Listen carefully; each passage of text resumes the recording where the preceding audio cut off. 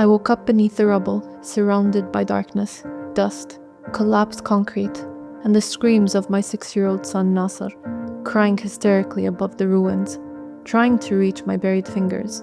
In those moments, I believed I was dying.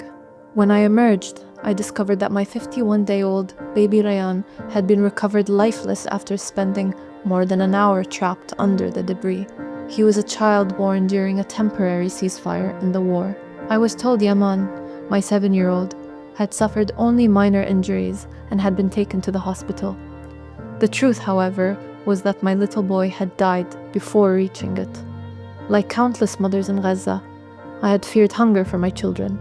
I had feared displacement, terror, and interrupted education. But despite everything, I never dared to think of death. Rayan had never had the chance to grow up and enjoy his childhood. Yaman, on the other hand, had shown us his amazing potential. We called him the little philosopher because of the way he spoke formal Arabic with his astonishing fluency, and spent hours watching documentaries about space, wildlife, oceans, and plants. He refused to eat meat because he loved animals so much and could not understand why they were harmed and killed. After our home was partially destroyed early in the war, I remember feeling devastated. Yaman came to comfort me and said, "Mama, don't be sad. After the war, I'll build you a bigger and more beautiful house." In Gaza, the genocide is not just the mass killing of children. It is erasing human potential, destroying bright futures. And perhaps what is even crueler than the death itself is how ordinary loss has become in Gaza.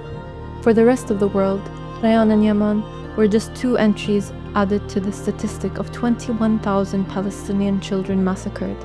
My surviving son Nasser became an only child after losing both his brothers. I still remember him pulling at Yaman's white burial shroud, crying and refusing to let them take his brother away. Since that day, he has never been the same. There is a ceasefire now, and children are still being killed on an almost daily basis in Gaza.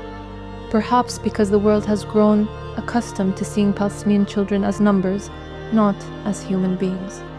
Behind every number, there is a mother who still remembers the sound of her child's voice, the foods he refused to eat, the dreams he spoke about, and the tiny details life never allowed him enough time to enjoy. There is me, the mother who still remembers the soft cry of her baby boy Rayan and the soft-spoken voice of 7-year-old Yaman. Rayan and Yaman are not numbers.